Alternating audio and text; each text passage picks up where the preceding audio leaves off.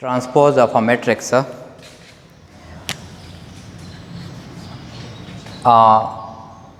transpose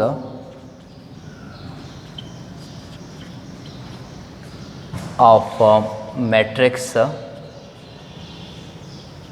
A is obtained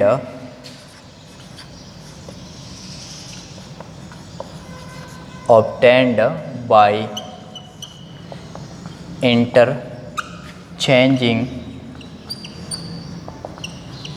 interchanging rows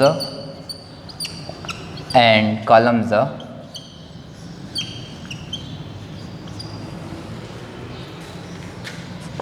is called transpose of matrix A. अगर हम एक matrix A में रो और कॉलम को चेंज कर लें तो जिससे मैट्रिक्स हासिल होता है उसको हम ट्रांसपोज ऑफ ए मैट्रिक्स कहते हैं। ट्रांसपोज ऑफ ए मैट्रिक्स को हम ए और उसके ऊपर स्मॉल टी लिख लेते हैं, ए टी से ज़ाहिर करते हैं, डिनोट करते हैं। और इसमें हम पहले रो को पहले कलम में लिख लेते हैं और दूसरे रो को दूसरे कलम में लिख लेते हैं, या पहले कलम को पहले रो में और दूसरे कलम को दूसरे रो में लिख लेते हैं। तो इससे जो रिज़ल्ट हासिल होता है उसको हम ट्रांसपोज ऑफ ए मैट्रिक्स कहते हैं। अब हम पहले रो को जिसमें 2 और 3 है उसको पहले कलम में लिख लेते हैं 2 और 3, और दूसरे रो को जिसमें 0 और 4 है उसको हम दूसरे कलम में लिख लेते हैं। इस रिज़ल्ट को हम इस ए का ट्रांसपोज कहते हैं। या हम इसको इस तरह भी देख सकते हैं कि पहले कलम को पहले रो में लिख लिया, पहला कलम है 2 0 और वो रो बन गया 2 0। इसके बाद दूसरा कलम जो कि 3 और 4 है उसको हमने दूसरे रो में लिख लिया 3 और 4, और इस अरेंजमेंट को हम ट्रांसपोज ऑफ ए मैट्रिक्स कहते हैं। इसके बाद हम साइमेट्रिक मैट्रिक्स देखते हैं। Symmetric matrix Symmetric matrix, a square matrix is called symmetric matrix. A square matrix is called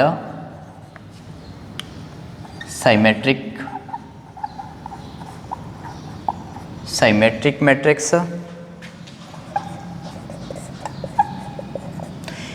if A transpose equal to A. अगर हम एक मैट्रिक्स लेते हैं और उसका ट्रांसपोज कर लेते हैं और वो ट्रांसपोज दोबारा ए के बराबर आ जाए तो इसको हम सिमेट्रिक मैट्रिक्स का नाम देते हैं। फॉर एग्ज़ाम्पल ए एक मैट्रिक्स है जिसमें एलिमेंट है 1 और 2 and 4। अब हम इस मैट्रिक्स का ट्रांसपोज कर लेते हैं ए ट्रांसपोज इक्वल टू, पहले रो को पहले कलम में लिख लेते हैं 1 2, पहले रो को पहले कलम में लिख लिया और दूसरे रो को दूसरे कलम में लिख लेते हैं 2 4। अब अगर हम इस ट्रांसपोज को देखें और ए मैट्रिक्स को देखें तो दोनों आपस में बराबर आ रहे हैं। यहाँ पे ए ट्रांसपोज जो कि ए के बराबर है, तो यहाँ पे हम कह सकते हैं कि A matrix A is symmetric matrix है। ए एक सिमेट्रिक मैट्रिक्स है। A is a symmetric matrix. Equality के लिए हमने पढ़ा था के दो मैट्रिसेस तब बराबर होते हैं। इसके शराइत या कंडीशन ये है, फर्स्ट कंडीशन ये है विच हैव सेम ऑर्डर, और दूसरा कंडीशन है same corresponding elements, same corresponding elements. अब अगर हम ए और ए ट्रांसपोज को देखें तो मैट्रिक्स ए का जो ऑर्डर है वो है 2/2, और ए ट्रांसपोज का अगर हम ऑर्डर देखें तो उसमें 2 रो और 2 कॉलम है, उसका ऑर्डर बी है 2/2। इसके बाद करस्पॉन्डिंग एलिमेंट, यहाँ पे जो एलिमेंट आ रहा है फर्स्ट रो और फर्स्ट कॉलम में वो 1 है, तो ट्रांसपोज में भी देख लेते हैं। पहले रो और पहले कॉलम में यहाँ पे 1 आ रहा है, पहले रो और दूसरे कॉलम में यहाँ पे 2 है, और ट्रांसपोज में पहले रो और दूसरे कॉलम में यहाँ पे एलिमेंट जो आ रहा है वो है 2। इसी तरह यहाँ पे दूसरे रो और पहले कॉलम में 2 है, और ट्रांसपोज में भी दूसरे रो और पहले कॉलम में यहाँ पे 2 है। इसी तरह दूसरे रो और दूसरे कॉलम में यहाँ पे 4 आ रहा है, और ट्रांसपोज में भी यहाँ पे 4 आ रहा है, second row and second column में यहाँ पे 4 आ रहा है। तो ए और ए ट्रांसपोज के ऑर्डर भी सेम है और करस्पॉन्डिंग एलिमेंट भी सेम आ रहे हैं, तो ए ट्रांसपोज जो है वो ए मैट्रिक्स के बराबर आ गया, और ऐसे मैट्रिक्स को यानी इस ए को हम सिमेट्रिक का मैट्रिक्स कहते हैं या सिमेट्रिक मैट्रिक्स का नाम देते हैं। इसके बाद skew symmetric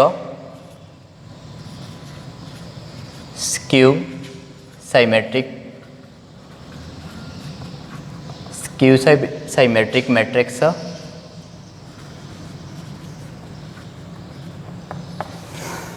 square matrix,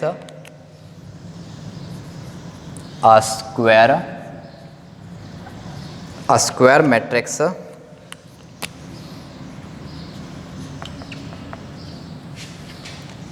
is called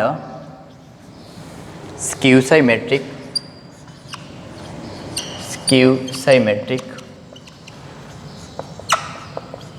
if A transpose equal to -A। अगर हम एक मैट्रिक्स A का ट्रांसपोज कर ले और A को दोबारा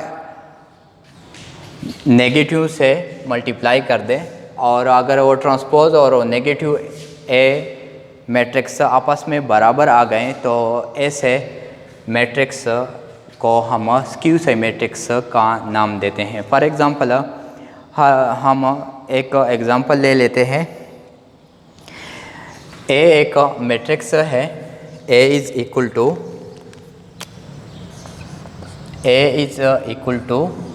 0 -3 3 0। ये एक मैट्रिक्स है A। अब हम इस A मैट्रिक्स का ट्रांसपोज लेते हैं। A ट्रांसपोज इक्वल टू पहले रो को पहले कॉलम में लिख लेते हैं 0 -3, और दूसरे रो को हम दूसरे कॉलम में लिख लेते हैं 3 0।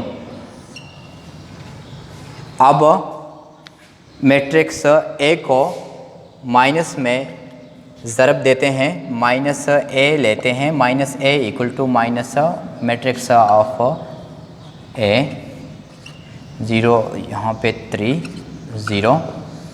अब अगर हम इस 0 को इसके तमाम एलिमेंट के साथ मल्टीप्लाई कर लें तो इससे आएगा 0 के साथ अगर माइनस मल्टीप्लाई हो तो 0, माइनस मल्टीप्लाई माइनस से प्लस आ जाएगा 3, इसके साथ अगर माइनस मल्टीप्लाई हो जाए तो -3 और 0। ये नेगेटिव ऑफ A हमारे पास आ गया। अब अगर हम नेगेटिव ऑफ A देखें और A ट्रांसपोज देखें तो दोनों आपस में इक्वल आ रहे हैं। A ट्रांसपोज का ऑर्डर है 2/2 और नेगेटिव ऑफ A जो है वो भी 2/2 है। अब हम इसमें इक्वलिटी चेक करेंगे। इक्वलिटी के लिए 2 शराइत है, इससे पहले भी बताएं पहला कंडीशन जो है वो है same order, two matrices are equal which have same order, and second condition is same corresponding elements. दो मैट्रिसेस आपस में इक्वल होंगे जब उसके सेम आर्डर हो और करस्पॉन्डिंग एलिमेंट आपस में सेम हो। अब अगर हम टी ट्रांसपोज देखें तो टी ट्रांसपोज का और नेगेटिव ऑफ ए का जो आर्डर है वो 2/2 है, तो ये दोनों आर्डर इस दोनों का सेम है। इसके बाद करस्पॉन्डिंग एलिमेंट देख लेते हैं। पहले रो और पहले कलम में यहाँ पे जो एलिमेंट आ रहा है वो है 0, और यहाँ पे पहले रो और पहले कलम में जो एलिमेंट आ रहा है वो भी 0 है। यहाँ पे पहले रो और सेकंड कलम में मैट्रिक्स जो आ रहा है वो है नंबर, जो एलिमेंट जो आ रहा है वो है 3, और यहाँ पे सेकंड रो और फर्स्ट रो और सेकंड कलम में जो एलिमेंट आ रहा है यहाँ पे वो भी 3 है। इसी तरह अगर सेकंड रो और फर्स्ट कलम देखें तो यहाँ पे -3 आ रहा है, और ट्रांसपोज में अगर देखें सेकंड रो और फर्स्ट कलम में यहाँ पे -3। इसी तरह इस एलिमेंट को अगर हम देखें तो सेकंड रो और सेकंड कलम में यहाँ पे 0, और यहाँ पे भी ट्रांसपोज में भी सेकंड रो और सेकंड कलम में यहाँ पे भी 0 है। तो ए ट्रांसपोज और नेगेटिव ऑफ ए मैट्रिसेस के आर्डर भी सेम है और करस्पॉन्डिंग एलिमेंट भी सेम है।